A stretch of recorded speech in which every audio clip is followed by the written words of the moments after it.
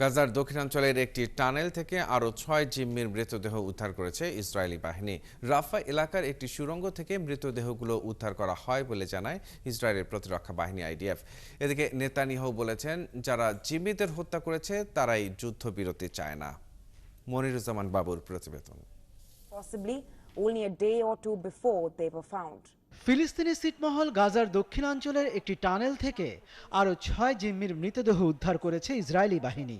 ইসরায়েলের সামরিক বাহিনী বলেছে, সেখানে ইসরায়েলি সেনারা পৌঁছানোর অনেক আগে এদের হত্যা করা হয়েছে বলে মনে হয়নি। এক বিবৃতিতে আইডিএফ জানিয়েছে, নিহতরা সবাই হামাসের হাতে আটক ছিল। এরই মধ্যে মরদেহগুলো ইসরায়েলি ভূখণ্ডে ফিরিয়ে আনা হয়েছে বলেও জানায় তারা।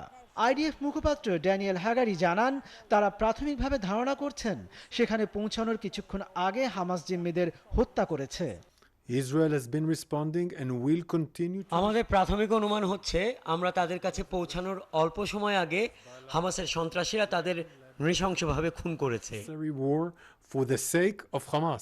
আইডিএফ আরও জানিয়েছে, নিহত জিম্মিদের সবাইকে গত ৭ অক্টোবর ইসরায়েল থেকে জিম্মি করে গাজায় আনা হয়েছিল এবং হামাস তাদেরকে হত্যা করেছে।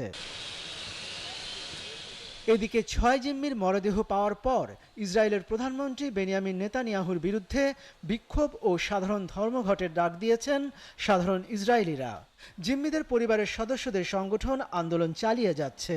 তারা বলেছেন, নেতানিয়াহু যদি হামাসের সঙ্গে চুক্তি করতেন তাহলে এই ৬ জনকে জীবিত অবস্থায় পাওয়া যেত। ৬ জিম্মির মরদেহ উদ্ধারের পর এক ভিডিও বার্তায় নেতানিয়াহু দাবি করেছেন, গত ডিসেম্বর থেকেই হামাসের সঙ্গে যুদ্ধবিরতিতে পৌঁছানোর চেষ্টা করছেন তিনি, কিন্তু হামাস রাজি হচ্ছে না।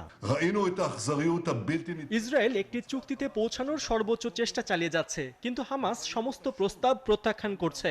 তারা আমাদের ৬ জিম্মিকে হত্যা করেছিল।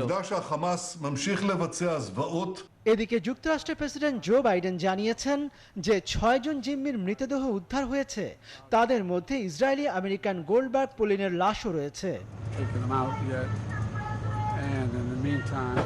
গত বছরের ৭ অক্টোবর হামাসের যোদ্ধারা ইসরায়েলের দক্ষিণাঞ্চলে আক্রমণ চালিয়ে প্রায় ২৫০ জনকে বন্দী করে গাজায় নিয়ে জিম্মি করে রাখে। মনিরুজ্জামান বাবু, ৭১।